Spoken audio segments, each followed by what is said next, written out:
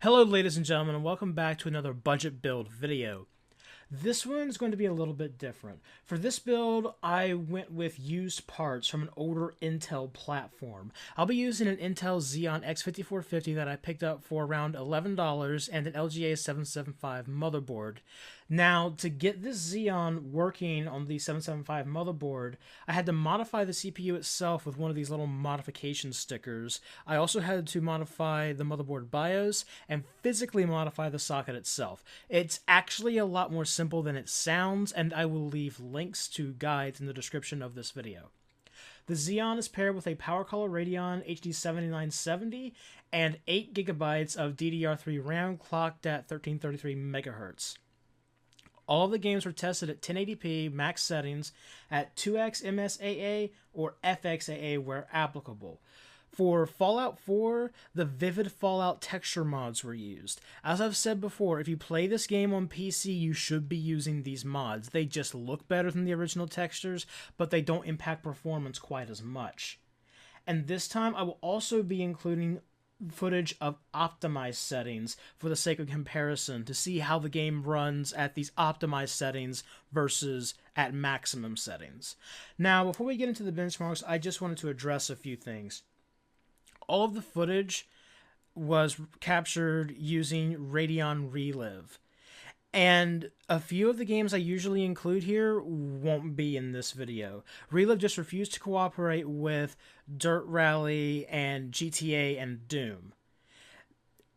Now, Doom ran incredibly well, both on max settings and optimized settings using the Vulkan API.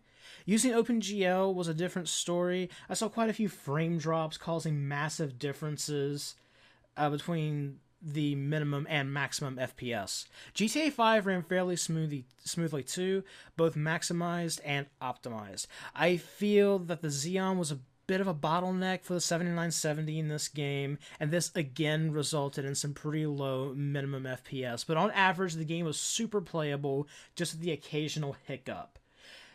And unfortunately, I wasn't actually able to get much footage for Dirt Rally, and what I did capture just did not turn out right. Like I said before, Relive just would not cooperate. All the footage came out janky or letterboxed, or it was stuttery, no matter what settings I tried to do. And I attempted dozens of times to adjust the settings. I read guides, nothing I did seemed to work. So unfortunately, Dirt Rally will not be included in this at all. Now, with that out of the way, let's roll the benchmarks.